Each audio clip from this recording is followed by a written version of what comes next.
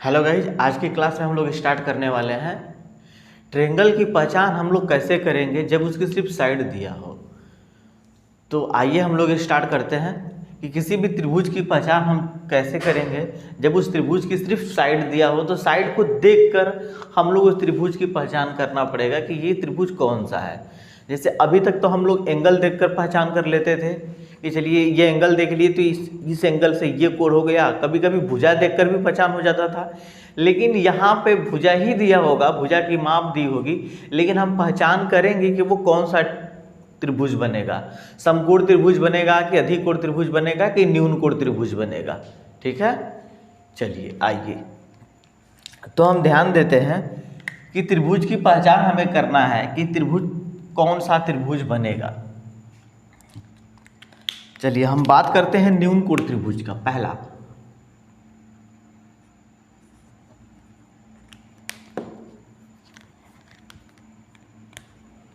न्यून कोण त्रिभुज।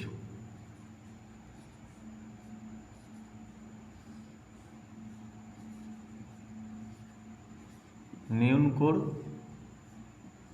त्रिभुज। अब देखिए इस न्यून कोण त्रिभुज की पहचान कैसे करेंगे हम।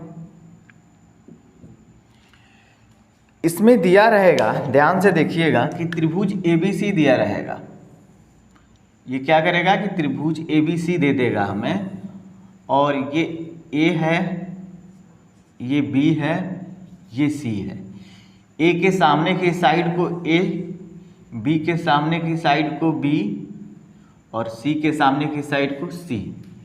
तो आपसे पूछेगा कि ये कौन सा त्रिभुज है, आप बताइए। सिर्फ A और B और C का देकर आपको बताना है कि ये त्रिभुज कौन सा होगा। ठीक है, चलिए। और इसके पहले हम लोग थोड़ा सा आते हैं, आपको मैंने कोसाइन फार्मूला पढ़ाया था एंगल C के लिए। हम जो भी एंगल निकालेंगे इस एंगल से डिनोट करके निकालेंगे एंगल C के लिए। तो cos C बराबर आप फार्मूला क्या लिखते थे, ध्यान से देखिएगा कि cos C बराबर, मैं क्या बोलता था कि जिस एंगल से रिलेटेड करके पूछेगा तो उसके अगल और बगल का स्क्वायर। तो क्या होगा, तो A का स्क्वायर प्लस बगल में क्या है तो B का स्क्वायर माइनस सामने का स्क्वायर, माइनस सामने का स्क्वायर बटा में क्या बोलते थे कि 2 अगल बगल, 2 अगल बगल। ये बात हमेशा हम लोग बोलते थे। तो ये cos C बराबर आ गया। ठीक है, किसके बराबर है तो cos C बराबर, cos C बराबर, ये मिलकर कर आ गया हमें। अब एक बता दें कि ये न्यून कोण है, तो न्यून कोण की क्राइटेरिया क्या होती है। हम जानते हैं कि न्यून कोण का मतलब होता है जिस त्रिभुज में उसके सभी कोण अगर 0 डिग्री से बड़ा हो और 90 डिग्री से क्या हो, छोटा हो, तो हमारा न्यून कोण कहलाता है। आपको मैं जब ट्रिगोनोमेट्री पढ़ाऊंगा तो एक पॉइंट है, अभी मैं बता रहा हूं, ये 0 डिग्री होता है और यहाँ से 90 होता है। ये कितना होता है तो 180 और ये कितना होता है तो 270। अब ध्यान से देखिएगा 0 से 90 के बीच में cos क्या होता है हमारा, cos पॉजिटिव होता है। ठीक, 90 से 180 के बीच में cos क्या होता है तो निगेटिव होता है।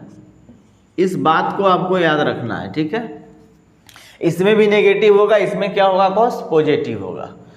तो आप हम न्यून कोण में क्या होता है कि न्यून कोण का मान जो होता है 0 से 90 के बीच में होना चाहिए, मतलब 0 से बड़ा हो 90 से बीच में हो। इसका मतलब कि cos का मान हमारा पॉजिटिव होगा।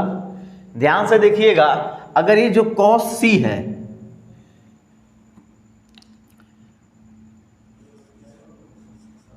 when cos C is positive, मतलब कि धनात्मक होगा। cos C का मान धनात्मक कब होगा, ध्यान से देखिएगा, cos C इज पॉजिटिव मतलब cos C धनात्मक कब होगा, जब a square plus B square minus C square का मान, धनात्मक होने का मतलब क्या होता है? आपसे मैं ये पूछूं कि cos c इज पॉजिटिव होगा तो इसका मतलब ये हुआ कि cos c का जो मान होगा ना वो क्या होगा, 0 से बड़ा होगा। पॉजिटिव होने का मतलब कि अगर धनात्मक है तो फिक्स है कि cos c का मान क्या होगा, 0 से बड़ा होगा। क्लियर बात है? 0 से बड़ा होने के लिए हम कह सकते हैं कि अगर ये जो cos c हमारा है वो हमारा क्या होगा, धनात्मक होगा। तो cos c का मान धनात्मक कब मिलेगा, अर्थात ये ऊपर वाला जो टर्म है इसका मान यदि हम 0 से बड़ा होगा, when cos c is positive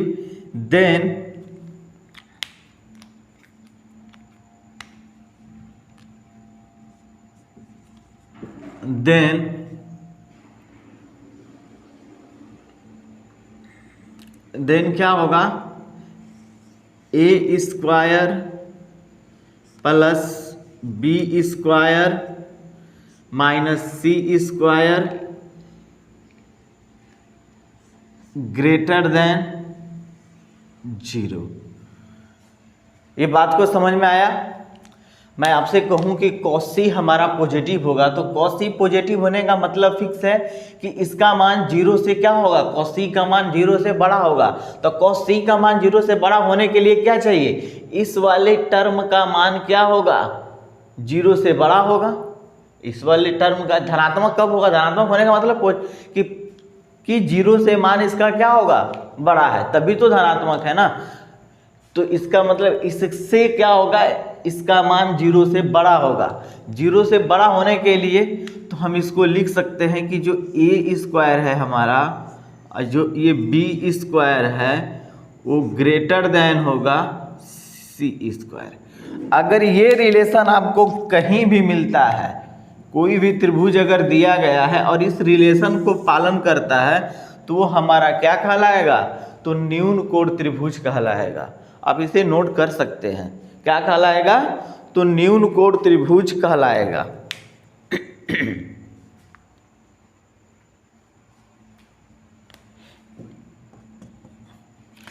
तो एक रिलेशन इसमें और निकलता है, मैं आपको बता दूं कि जब ये भुजा का बात हो गया ना तो ए किसके सामने की साइड है, एंगल ए की ना, तो एंगल जो ए होगा प्लस एंगल जो बी होगा वो ग्रेटर देन होगा एंगल सी के। तो ये भी एक रिलेशन है, इसे भी आप नोट कर सकते हैं। चलिए नोट कर लीजिए, मतलब कि कोई त्रिभुज दिया हो जिसमें ए का स्क्वायर प्लस बी का स्क्वायर ग्रेटर देन होगा सी के स्क्वायर के, तो वह त्रिभुज हमारा क्या कहलाएगा, न्यून कोण कहलाएगा। उधर लीजिए,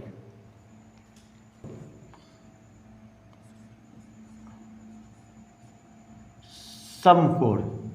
समकोण में क्या होगा, हम कहते हैं कि त्रिभुज एबीसी समकोण होगा।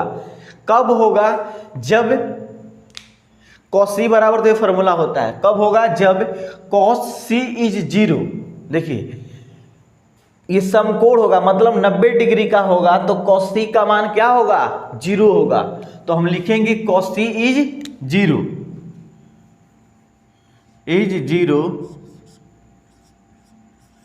जीरो। देन इसका मतलब क्या हुआ कि a का स्क्वायर प्लस b का स्क्वायर माइनस c का स्क्वायर बटा में 2ab बराबर 0। तो हम कह सकते हैं कि a का स्क्वायर प्लस b का स्क्वायर माइनस c का स्क्वायर बराबर क्या होगा, 0 होगा।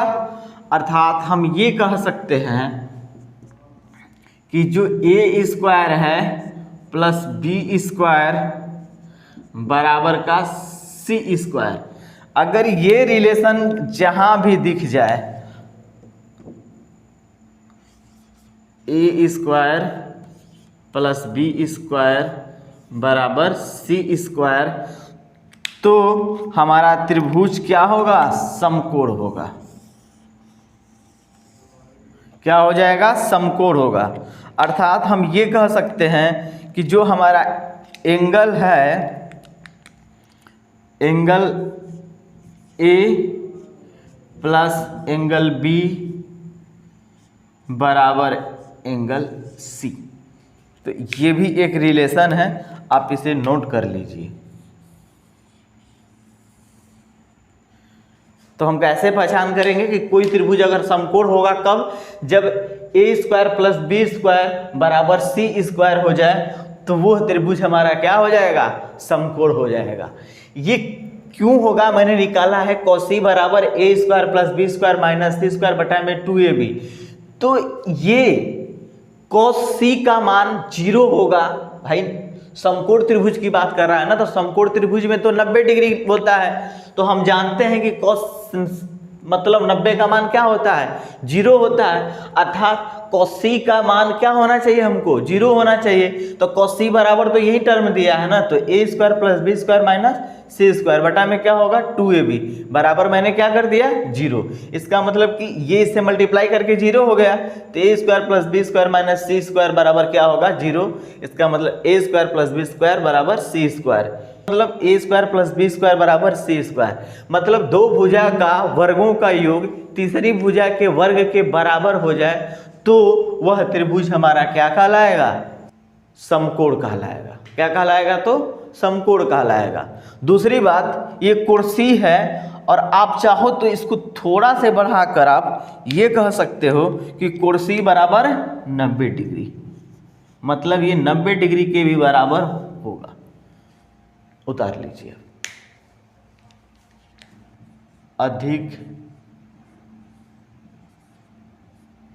अधिक कोण त्रिभुज। देखिए अधिक कोण का मतलब क्या होता है? मैं चाहूं तो मैं डायरेक्ट लिखता हूं, लेकिन मैं आपको समझा रहा हूं। अधिक कोण किसे कहेंगे? तो वैसा त्रिभुज जिसका मान, किसी एक कोण का मान क्या हो? 90 से अधिक हो और 180 से क्या हो? कम हो। तो ये बताइए कि 90 से अधिक 180 से कम, तो cos का मान क्या हुआ? नेगेटिव आया ना।